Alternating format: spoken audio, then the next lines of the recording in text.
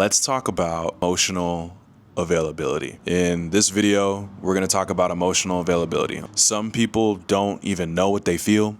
Some people don't even know what they need. And maybe no one is even asking them. Maybe that's you. Maybe that's been your situation. But you can't let that make you permanently emotionally unavailable. And here's the thing. If you've been running from your emotions, looks like Amira wants to go inside. She's gonna have to wait for me to finish this video. Yeah, if you run from your emotions, if you're that person, just understand that this is something that you've learned over time. It doesn't mean that you're broken. It's like it is fixable, but your body learned this pattern. And if you want deeper relationships, if you want to be a better leader and have your presence be so much more significant, or if you just want to feel like less pressure and tension in your day-to-day, you've got to learn how to unlock, unfreeze, unstuck, unblock yourself emotionally. You have to, man or woman, you have to. So in this video, I'm going to break down 5 steps that you can do and that you can take moving forward if emotional availability is a goal for you. Maybe you're a woman watching this and you recognize tapping into your body, tapping into your emotions is the key. It's the unlock. That's how you're going to get to your next level. Or maybe you're one of the guys watching this and you realize that the people in your life deserve a better you. They deserve more from you emotionally. Maybe you realize that your relationship is on the verge because you haven't figured this out. Okay, regardless, let's just get into it. So first, what is emotional availability really? Most people think that emotional availability just means crying more or just sitting there in circles, kumbayaing, talking about your feelings all day, sharing your feelings, right? But that's not what it is. It's actually about your capacity. When I say capacity, I mean, can you stay steady while feeling your own emotions and with sitting with someone else's emotions? Can you do these things all at the same time? That's the real test. And many people fail it. These days, many people are failing it.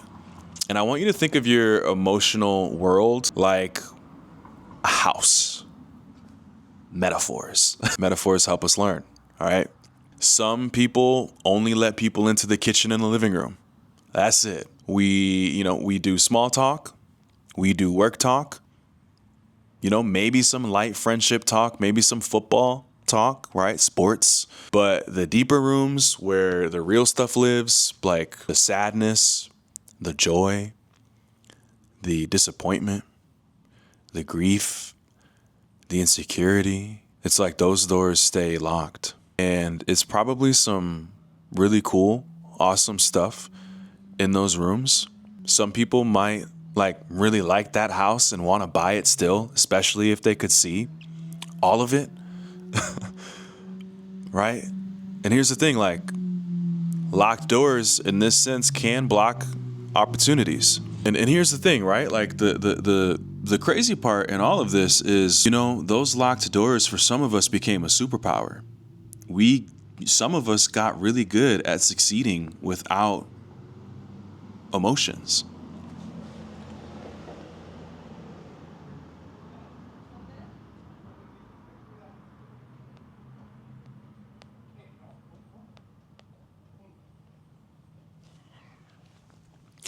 And maybe you built your whole identity off of that. Maybe people don't know you to be any other way. But success without access to your own heart and your own feelings, without being tapped into really what's going on with you, that eventually crumbles. That's going to cost you. It might be costing you already. This is what turns into a divorce in your late 30s and 40s. This is what turns into a midlife crisis. This is what happens to people who are emotionally unavailable and don't have skill and capacity in this area. Why do we even close those doors to begin with, right? That's an interesting conversation that we probably need to have. And let's talk about how to open some of those up. We shut those doors because our body is always scanning. Safe, not safe, safe, not safe. Maybe you've heard me say that in other videos. If growing up, emotions meant chaos, criticism, being left alone maybe from expressing them, right? Your body stores that as emotions equals danger. That's the equation, that's the formula, and that's how it plays out. So now when intimacy shows up, the alarm system kicks in. You might go numb, you might just check out and say, I'm fine, when you're not. And that's literally this alarm system just doing its job. And for a lot of the high achieving Black women that I work with in my coaching, there's this other layer. Maybe you've been told your whole life that you're too much. Maybe you've been the one who's always had to be strong. Maybe you saw in others and saw in your own experience that if you showed feelings, that could cost you respect or even safety. And that's real. So your system learns to just lock those feelings away, to just shut it down. And this probably made you successful to an extent. Okay, but this is also being trapped in survival mode. If you don't realize that it's time to shift, that you don't have to be that way anymore, okay? Because if you stay operating like this, it robs you of connection. It forces you to be isolated because no one thinks that you really ever need anything. And this is what's holding you back. The military teaches us something about this. It's called compartmentalizing, okay? And it's useful at times, 100% necessary at times, maybe for seasons. But when you come home and your partner or your kids need you to be present with either their emotions or your own, well, that same skill becomes a real problem. It becomes a real burden. And this is a wall that I had to get really good at breaking down, or else I'd still be in a prison of my own making. When I got out of the military especially, I had to get really good at breaking this down. So I'm living proof that you can retrain this. Your brain actually can build new wiring around this. But it has to be slow and it has to be safe. Telling someone to just open up is like telling a non-swimmer to go jump in the deep end. It doesn't work and it's setting you up for serious failure. The goal is to slowly stretch your comfort zone, what we call your window, and you want to stretch it wide enough that you can feel emotions without shutting down, but not so wide that you drown whenever feelings show up. Okay, so how do you start? The first step ultimately is to start checking in with your body 3 times a day. That's step number 1. And ask yourself, what's happening in my body? Do I feel a heavy chest? Do I feel tension in my shoulders? Do I feel fidgety? All of this is emotional data. And we need all of that if we're going to be emotionally available. We have to understand the data. We have to be able to see it and look at it. Second thing that I want to introduce to you is the 10% rule and the clinical words or whatever, pendulation, titration. You can read up on this if you want to, but let's just make it simple. Let's just go with 10%. When you do start to share more of your feelings and start becoming more emotionally available, just give 10%. You don't have to give a monologue. You don't have to give a perfectly rehearsed TED Talk. You literally can just say, I'm noticing that I'm feeling frustrated today about something that happened at work. Believe it or not, that's an amazing start. That's a great start. You're teaching yourself that emotional expression can be controlled, that there can be boundaries around it, that it can be safe, that it can be okay. This is especially important in your relationships. Your person doesn't need you to go from 0 to therapy session, breakthrough, masterful, articulate, poetic, emotional intimacy, overnight. All the people around us really need is consistency. They just need small, regular, intentional deposits of emotional truth. That is it. And that alone will save so many relationships, okay? And it'll make you feel so much more connected and lighter and happier, okay? This is what gets things flowing, all right? Something else you have to start doing to be emotionally available is you have to be there for other people when they share their feelings too. Just start with noticing, when someone else shares their feelings, what do you notice in your body first? Start to notice your body first and do that before you respond, ideally. And then just give one feeling and one thought. That's it. Someone shares something with you, say, that sounds tough. I can feel how heavy that is for you. And that right there, especially if you're trying to be more emotionally available with your woman, that right there will work wonders.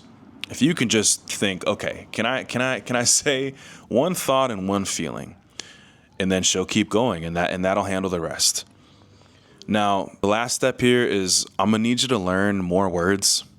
You're gonna have to learn more words. Go beyond mad, sad, annoyed. Try words like tender, disappointed, content, and notice how they feel in your body. Like, start saying them out loud. Try writing them down. Try to imagine what that emotion or that word looks like, what it feels like. That's how you grow your emotional map or dictionary or whatever word. Because the thing is, your brain can't process what it can't name. You can't give a dollar that you don't have. You can't articulate with words that you don't have. But the key is, like, start learning them in your body and start learning more words. What does disappointed feel like in your body? Does it feel like a sinking feeling in your chest? Does it feel like a knot in your stomach? Does it feel like a tightness in your throat? Like, what does disappointment feel like in your body? And this is how you go to emotionally available and articulate instead of just intellectualizing everything that happens and being disconnected and disembodied. Now, I want to give you a heads up. Expect some pushback from yourself when you try to implement this because, again, being emotionally unavailable has been your survival mechanism. That's been your coping mechanism. And naturally, your body's going to want to kind of keep you in that pattern and keep you in that habit. Because again, it learned that being available to emotions was unsafe. So there's going to be some resistance. Okay, so just start expecting that. But here's the thing that I want to say to that. And hopefully you can remember this in the moment. Emotional availability doesn't make you weak. I'm telling you. It only makes you feel weak because it's new, okay? Because in the beginning it's raw. But the fact is, this is what makes you stronger. The fact is, the best leaders, the best partners, a lot of the people that you admire most, they can feel their feelings and they can function at a high level. And those two things go together. Suppressing your emotions is what burns you out. Suppressing your emotions is what, causes you to create a life that's out of alignment, that you can't keep up. Suppressing your emotions is what makes you fragile. It's what makes you impulsive. And, carrying all of this armor, trying to think about, other people and what they might think about your emotions is exhausting. And just think about like the people that fumble the good things in their life because of a couple moments of bad decisions or bad reactions. They just fumble everything.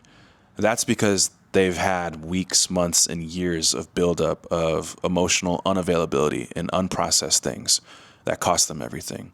And you don't want to be that person. And I don't want you to be that person. And I didn't want to be that person.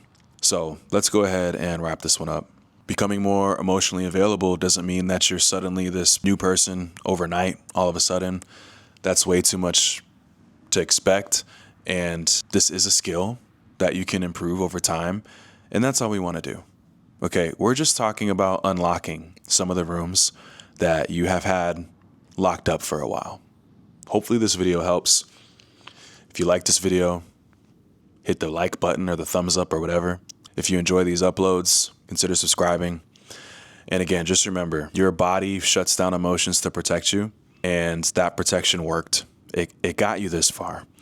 But if you're ready for more, then you have to understand that you have to be available to your emotions. And if there's something that you want to work on one-to-one, I'll leave a link to that in the description. But with that, I'll see you in the next video.